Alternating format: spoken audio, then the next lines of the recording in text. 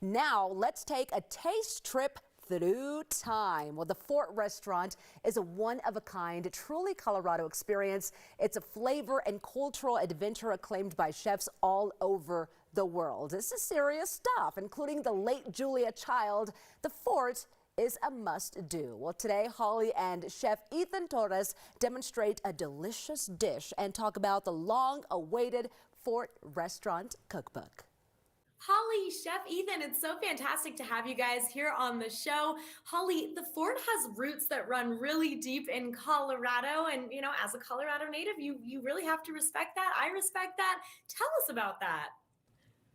Well, I had very adventurous parents who built a full-scale adobe replica out of the soil here, the Bent's Old Fort, which was a famous Colorado fur trading fort from 1833 to 1849. And I actually lived upstairs on the second story when I was 10 years old.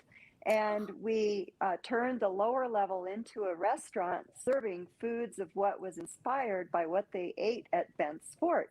So buffalo, elk, quail, American Indian foods. And that became the inspiration of our menu.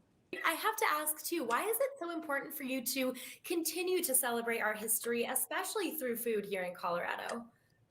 Well, food is a gathering together with your friends, breaking bread, having fun, having a great historic cocktail, and in experiencing what did your ancestors eat like 150 years ago. Have they ever tried buffalo bone marrow, which they called prairie butter? So it becomes this really adventurous way of exploring Colorado's history through our cuisine. And we go back into the 19th century and find cookbooks to see what was really popular then. And then we bring those dishes back and we add our own special contemporary twist, and we call it New Foods of the Old West. Well, I just added prairie butter to my mental checklist here because I have to try that out. That sounds amazing.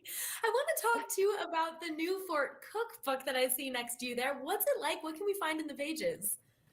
Oh, we're so thrilled to have our new Fort cookbook. It's available as an ebook and also at the Tattered Cover and your favorite local bookstore. The Book Bar has it in the Highlands. We're so thrilled because this really is a culmination of all of our favorite recipes for 50 years, including the last 10 years and our more recent discoveries, such as Thomas Jefferson's green chili macaroni and cheese pudding. Well, Holly, that mac and cheese sounds amazing. Chef Ethan, I want to come to you. Show us your stuff. What are you preparing for us today?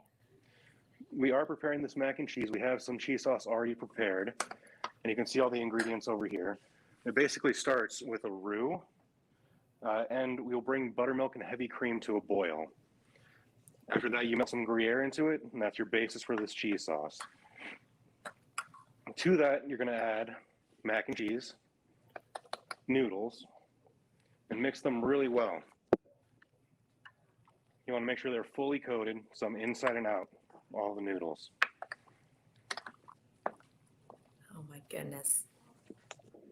Then to that, you're going to add some New Mexican hatch green chilies. Get those mixed in real nice as well. Wow, I bet that just smells incredible in there. Oh, it does. It's amazing. So at this point, you'll get your cast iron pot, and you put it in there. The cast iron really helps the baking process. Okay. Keeps everything nice and creamy as it bakes. And you'll Wow. top it, come back over here, with some Mexican cheeses. This is a blend of Monterey Jack, Asadero, Oaxaca, and Manchego cheeses. A little bit of panko on top. And that'll go in the oven and bake at 425 for about 5 to 7 minutes. And it comes out looking like this. Oh my goodness. Wow. That looks absolutely mouthwatering. Chef Ethan, what do you love about working with these heritage ingredients? Because all of these ingredients are ones that are pretty Colorado home-based, right? Yes, that's actually my favorite part, is the fact that almost everything you see on this table right now is produced regionally. The green chilies come from New Mexico. This prime rib over here that you can see actually comes from Rocky Mountain National Meats. Everything you see, these are from a local baker with our Fort recipe. Those are in the cookbook as well. It's a perfect gift to give someone for the holidays. That is actually a really good gift idea. I'm going to put that on my list. And before I let you guys go too, we always know we can get an amazing meal at the fort, but is there anything else going on at the fort that we can experience along with that meal? Well, we're also doing a $39 Buffalo Prime Rib special on weekends all the way through December. So it's like Buffalo Prime Rib season, and how to cook the perfect Buffalo Prime Rib recipes also in my cookbook. But I think a lot of people just love coming to the fort. And we also have a new covered heated patio that has been hugely popular and selling out almost every night, especially with this beautiful weather. So we welcome you all to come and give you shining times. Well, excellent, guys. Thank you both so much. And to all of our viewers out there who haven't experienced the fort yet, this amazing Colorado staple, it's so worth going. Guys, we appreciate you being here on the show. Thank you so much.